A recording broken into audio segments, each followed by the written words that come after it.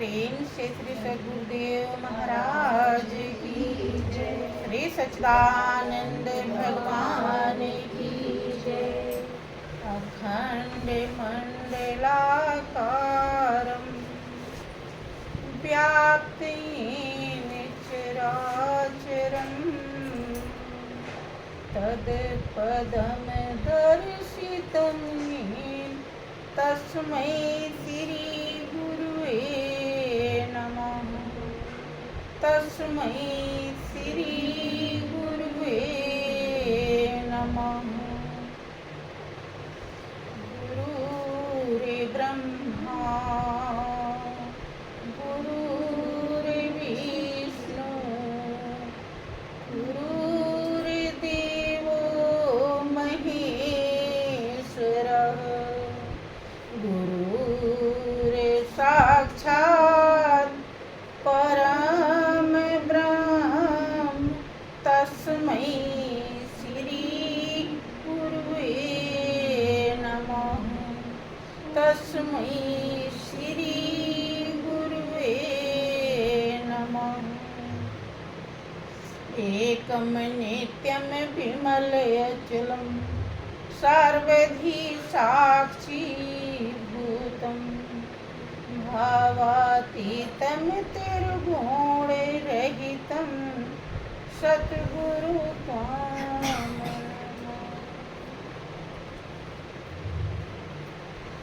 बोलिए प्रेम से श्री सद्गुरुदेव महाराज की जय। श्री सच्चिदानंद भगवान की जय।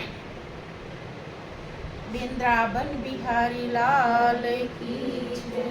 सत्य सनातन धर्म की जय। बोलिए प्रेम से सब संतों की जय। भाइयों बहनों, वास्तव में सभी महान हस्तियों का एक ही अनुभव है। जब कभी सत्संग का अवसर मिलता है तो हम जीवों के बहुत बड़े भाग्य होते हैं। हमेशा यही समझाया जाता है कि सत्संग बड़े भाग्य से मिलता है। सभी महान पुरुषों का दावा है। किसी ने कहा कि देखी है बहुत निराली महिमा सत्संग की। देखी है बहुत निराली महिमा सत्संग की। देखी है अजब निराली महिमा सत्संग की। देखिए अजब निराली महिमा सत्संग की। बहुत निराली, थोड़ी नहीं। निराली का मतलब अनोखी, दिव्य। वो दिव्य अनोखा क्या, अर्थात जो दुनिया में जितनी भी चीजें मिली हैं उससे अलग कोई परम सच्चाई जो दुनिया में कहीं भी नहीं मिल सकती, वो सत्संग प्रदान कर दिया। सत्संग से मिल गया। इसीलिए वो अपने अनुभव को व्यक्त करता है कि देखिए बहुत निराली, ऐसा अनोखा जो किसी ने किसी रिश्ते नाते ने नहीं दिया। जब सतगुरु से नाता जोड़ा, संत से रिश्ता स्थापित किया तो ऐसी निराली सच्चाई मिली जो और कहीं नहीं मिल पाई थी। आपका रामायण कहता है कि बड़े भाग्य पाइए सत्संगा और बिनही मोहि भव भंगा। बड़े भाग्य से सत्संग मिलता है। बड़ा भाग्य क्यों बताया जाता है, इस पर ध्यान दीजिएगा तो बात समझ में आएगी। संसार की कोई भी चीजें सब भाग्य से ही मिलती है। यहाँ तक कि बेटा बेटी भी बिना भाग्य के नहीं मिलते। धन दौलत रुपया पैसा सब चीजें भाग्य से मिलती हैं, लेकिन महापुरुषों ने ये सब भाग्य को बड़ा भाग्य नहीं बताया। कारण कि ये राह खर्च है, ये केवल जीवन जीने के लिए है, ये जीवन की कीमत नहीं। सत्संग से जीवन की कीमत मिल जाती, इसीलिए उसे बड़ा भाग्य बताया। ऐसा भाग्य जो उदय होने के बाद कभी भी अस्त नहीं होता। यहाँ तो जितना भी उदय हुआ है सब अस्त हो जाएगा। आज मिला है कल नहीं रहेगा। ये जितने भी रिश्ते नाते घर द्वार मकान व्यक्ति वस्तु कुछ भी मिला है, आज है कल नहीं रहेगा। इसीलिए छोटा भाग्य है, नासवान भाग्य है, अधूरा भाग्य है। लेकिन जब संत का संग होता है तो ऐसा भाग्य उदय होता है जो कभी भी साथ छोड़ता नहीं।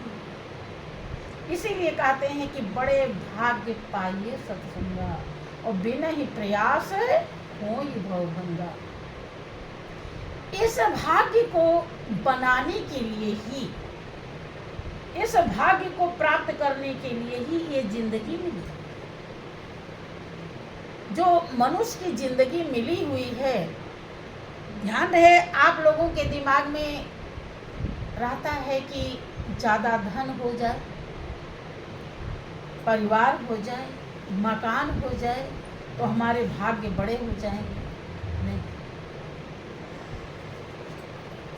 मनुष्य जीवन केवल केवल केवल सत्य का संग प्राप्त करने वाला भाग्य बनाने के लिए ही मिला है। इसके अलावा और दूसरा काम नहीं। और जितने भी काम हैं सब जीवन गुजारने के लिए। और इस भाग्य को जो नहीं बना पाता, अभी आप सुन रहे थे कि भगवान शंकर माँ पार्वती से कहते हैं कि सुनहु माते लोग अभागी, हरि तज हो ही विषय अनुरागी। हरि जो दैहिक दैविक भौतिक तीनों तापों को हरण करने वाली शक्ति है। हरण मतलब हर लेती है। कैसे हर लेती है? अब आप लोग सोचते होंगे कि हम भी तो भजन करते हैं, हमारे दैहिक दैविक भौतिक ताप को हरती नहीं है। कैसी शक्ति है कि हरण कर लेती है? देखिए, सबके भजन करने में अंतर होता है, सबके भावों में अंतर होता है, सबके ज्ञान में अंतर होता है। वास्तव में ज्ञान उसे कहा जाता है जो हरि है, जिसने उसकी पहचान कर ली, अनुभव कर लिया और अपने जीवन को उसके चौड़ों में सौंप दिया। तो देह से संबंधित कोई भी कष्ट आता है वो व्याकुल नहीं होता। वो जानता है कि मेरा मालिक सर्वशक्तिमान है, सर्वस्व है, अब मैं मालिक का जीव हूं। जो मालिक का स्वरूप है वही मेरा स्वरूप है, दोनों हम एक ही हैं। तो मालिक हमारा भला जरूर करेगा। जैसे एक छोटे से बच्चे को माँ पर पूर्ण भरोसा होता है, ऐसे एक भक्त को उस मालिक पर पूर्ण भरोसा होता है। तो उसे देह से संबंधित कोई भी दुख हो जाता है वो परेशान नहीं होता। वो व्याकुल नहीं होता, बेचैन नहीं होता, और फिर दुख तो आता है लेकिन उसे प्रभावित नहीं कर पाता, हरण कर लेता है।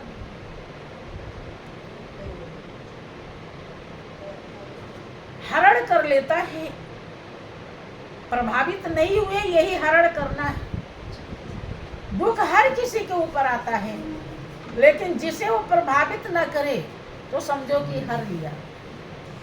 दुनिया वाले जब सताते हैं, भौतिक ताप आता है, दुनिया के तरफ से दुख आता है, कोई बुरा कह रहा है, कोई मारने को कह रहा है, कोई कुछ कह रहा है, सताता है, तो भी वो दुख उसे प्रभावित नहीं करता। जब हरि का भरोसा होता है, मालिक का भरोसा होता है, मालिक को हम पहचान कर लेते हैं, तभी भरोसा होता है। और जब भरोसा होता है तो भौतिक ताप भी हमें प्रभावित नहीं कर पाते। यही है हरण करना, हर लेना। और दैविक जो अचानक प्रकोप हो जाता है मालिक के तरफ से, हम करना कुछ और चाह रहे थे, हो गया कुछ और, इसे कहते हैं दैविक ताप। जो उस दिव्यता की तरफ से आता है, जो दिव्य है, सब में होते ही सबसे अलग है, उस ताप से भी वो भक्त प्रभावित नहीं होता, जिसे मालिक का ज्ञान होता है, मालिक का अनुभव होता है। तीनों तापों को जो हरण कर लेता है उसे कहते हैं हरि। हरि का हमारे हृदय पर वास हो जाए, वास तो है लेकिन हमारा अनुभव नहीं है। बिना उसके वास के तो कोई है ही नहीं।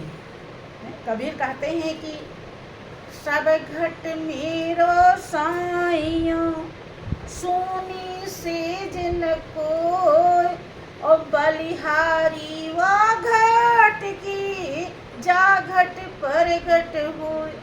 कि मेरा मालिक सब घट में विराजमान है, कोई ऐसा घट नहीं है कि जहाँ वो ना हो जो सुना मेरे बिना। सब जगह मैं मौजूद हूँ, लेकिन बलिहार मैं उस घट पे जाता हूँ जिन्होंने, जहाँ वो प्रकट हो, जिन्होंने उसे प्रकट कर लिया। क्योंकि उसी का दैहिक दैविक भौतिक तीनों ताप हरण होगा, इसके अलावा और किसी का नहीं।